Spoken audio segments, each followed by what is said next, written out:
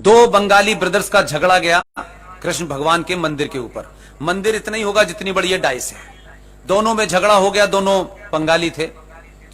इलाहाबाद में वो कोर्ट में पहुंचा और पहुंचते पहुंचते वो झगड़ा लंबा पड़ गया। और लंबा होने के बाद एक जज साहब के पास गया। जज साहब बहुत समझदार थे, मुझसे भी ज्यादा समझदार थे। उन्होंने अपना ये मुकदमा सुनवाई अपने कोर्ट में ले ली। बहुत छोटा सा मुकदमा था, इतने से मंदिर का मुकदमा हाई कोर्ट में जाता है। लेकिन जब उनके पास ये अपॉर्चुनिटी पहुंची तो उनका एजेंडा साफ था। इसलिए मैंने कहा कि नाम मत पूछिएगा, लोग बड़ा बड़ा काम कर रहे हैं, लेकिन उनके भरोसे ही मत रहिए, उन जैसे करोड़ों पैदा करने हैं, मेरी चिंता यह है। उन्होंने मुकदमा सुना।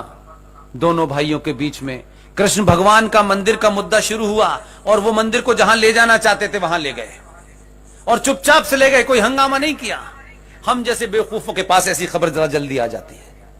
2011 में सुनवाई की। सुनवाई करते करते दो भाइयों के मुकदमे को भगवान कृष्ण के मंदिर की बात चली और चलते चलते फिर मंदिर की बात आई, फिर भगवान कृष्ण की बात आई, फिर उस सुदर्शन चक्र की बात आई, क्योंकि उनको सारी कहानी करनी थी, अपना एजेंडा लागू करना था। उन्होंने सारी कहानी करते करते उन्होंने कहा गीता,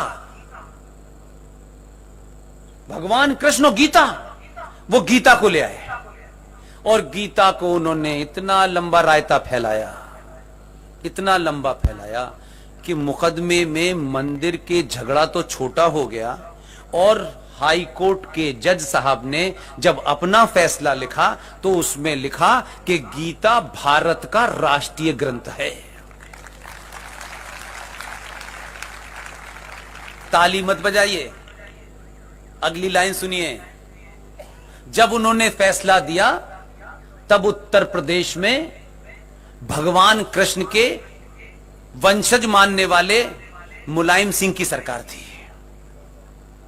उन्होंने भगवान कृष्ण की उस गीता पे फैसला दिया, लेकिन राजनीति की मजबूरियों ने उस हाई कोर्ट के फैसले को नहीं लागू किया। लेकिन आपके प्रदेश से लगी हुई एक सेंट्रल इंडिया के अंदर एक प्रदेश है जिसे कहते हैं मध्य प्रदेश। वहां पर भगवान कृष्ण के वंशज नहीं थे मुख्यमंत्री। उनको जब यह पता चला तो वहां दो जज थे। Jabalpur Madhya Pradesh high court bench है जबलपुर में। जबलपुर में जस्टिस संजय यादव और जस्टिस अजीत सिंह ने, उनका एजेंडा उनसे भी, जज साहब से भी बड़ा था। उन्होंने तत्काल उसको अपने यहां मंगाया और अपने ही एक आदमी से पिटीशन दिलवाई और उस पर चर्चा हुई। चर्चा के बाद छोटे भाई का पजामा और क्रॉस डाले हुए कन्वर्टेड क्रिश्चियन पहुंच गया कि ये कैसे राष्ट्रीय ग्रंथ हो सकता है, ये हिंदू ग्रंथ है।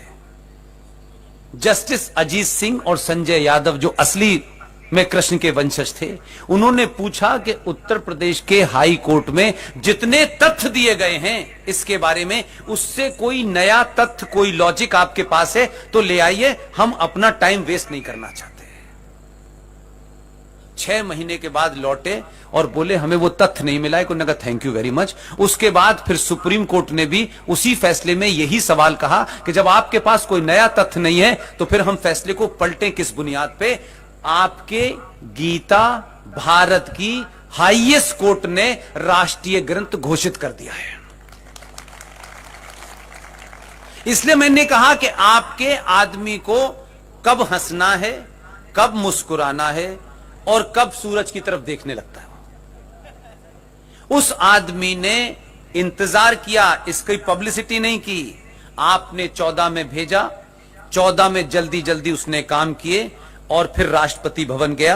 राष्ट्रपति भवन में एक बंगाली ब्राह्मण राष्ट्रपति था, उनके पैर छुए, वो खुश हो गए।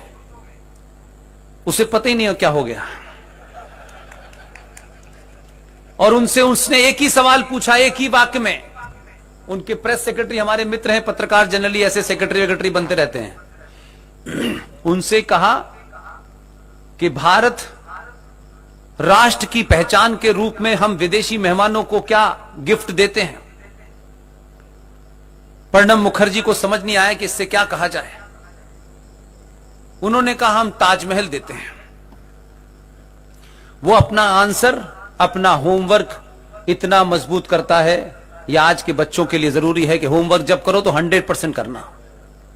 उसने कहा कि ताजमहल भारत राष्ट्र की पहचान कब से हो गई? तो उन्होंने कहा कि ये तो चला आ रहा है।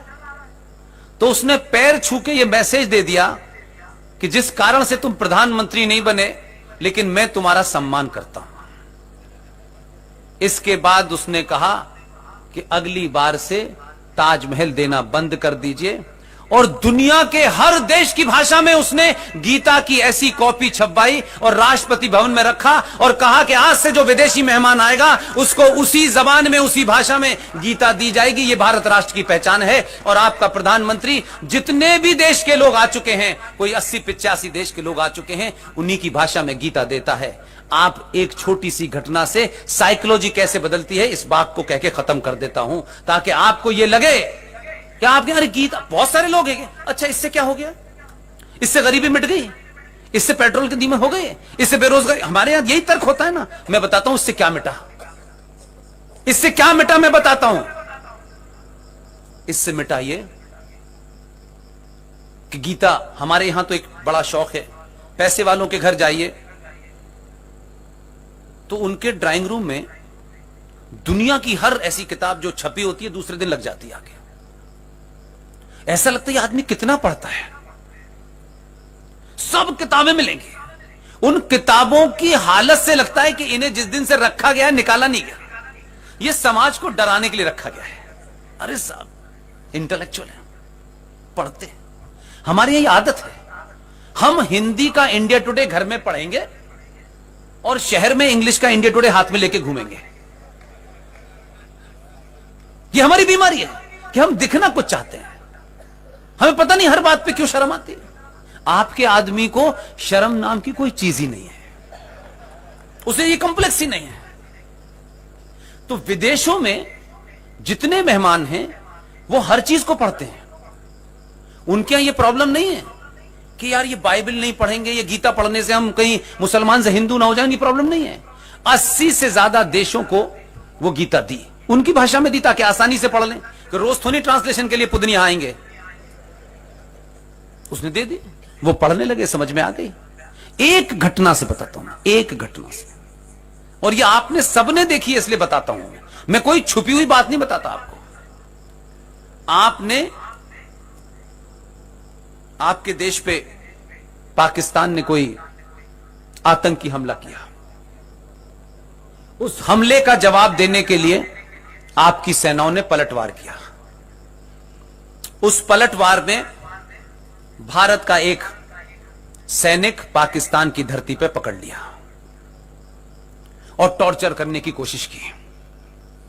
2 घंटे के बाद अंकल सैम का मैसेज आया, गलती मत करना। यह मैं शब्दों का इस्तेमाल अपनी बात को कहने के लिए आप में एक सम्मान का भाव पैदा करने के लिए कर रहा हूं। यह ऐसा नहीं हुआ होगा, लेकिन इसके पीछे का तर्क यह है। अंकल सैम ने कहा उसे छोड़ दो, क्योंकि अंकल सैम को पता था कि यह गीता बांटते ही नहीं, गीता पढ़ता भी है। अंकल सैम जानते थे कि गीता ऐसे नहीं बांट रहा है, ये गीता में जो लिखा है ये कर भी देगा। और अंकल सैम ने ही ये इंफॉर्मेशन दी, आपके प्रधानमंत्री नहीं दी। हमें बड़ी कुंठा होती है कोई हमारे यहां कोई बात कहते। अंकल सैम ने कहा कि जो इनकी अग्नि मिसाइल है ना वो ऑन है, शाम के 9 बजे तक दे देना, नहीं अग्नि अंदर आ जाएगी। तो उनकी पार्लियामेंट में खड़े होकर के, उनकी पार्लियामेंट में खड़े होकर के एक नेता यह कह रहा था कि पाकिस्तान के राष्ट्रपति और विदेश मंत्री के पैर कपकपा रहे थे। कोई आरएसएस का, विश्व हिंदू परिषद का आदमी नहीं कह रहा था। पाकिस्तान की नेशनल असेंबली में एक मंत्री खड़े होकर कह रहा था कि भाई इनके पैर कपकपा रहे थे। और फॉरेन मिनिस्टर ये कहता, खुदा के वास्ते, अपने अपोजिशन से कह रहा था, खुदा के वास्ते आप मान जाइए, 9 बजे तक उसे छोड़ दीजिए। 9 बजे तक नहीं अगर गया तो तबाह हो जाएंगे हम लोग। वो ये नहीं बता रहा था, अंकल सैम ने बताया है, ये गीता का जानने वाला है, अग्नि छोड़ेगा तो इस्लामाबाद का पता नहीं चलेगा। 9 बजे से पहले अभिनंदन को छोड़ने के लिए, और वो समझदार लोग थे, इतनी तमीज से समझाया, क्योंकि उनके यहां पागल ज्यादा हैं। उनको लगता है कि अल्लाह को जिहाद दिखाना है। वो ये जानते थे कि साला किसी मर्द को अगर इसके साथ भेजा तो वो पागल हो सकता है कि बॉर्डर पे जाके इसे मार दे। इसलिए एक निहत्ती खूबसूरत महिला को उसके साथ भेजा कि तुम इसे बॉर्डर तक छोड़ाओ। वो महिला उसे बॉर्डर तक छोड़ने आई। तो गीता बंटने से दुनिया ने गीता पढ़ी तो आपके प्रति रवैया बदल गया। इसलिए जब 370 हटी तो वो पूरी हिंदुस्तान दुनिया में कांव कांव चिल्ला रहा था, 370 हट गई, 370। एक देश नहीं बोला, और 57 देशों में से जिनके पास ये भिखारी गया कि 370 हट गई, बोले हट गई ना, चुपचाप रहो, काम करो। इसलिए आप अपनी सामूहिक शक्ति को समझिए, राष्ट्र के प्रति वफादार होइए, किसी संगठन किसी पार्टी के मत होइए। पार्टियां बनती हैं, बिगड़ती हैं, टूटती हैं, संगठन टूटते रहते हैं, राष्ट्र नहीं टूटना चाहिए। आप सबका बहुत बहुत धन्यवाद। Thank you very much.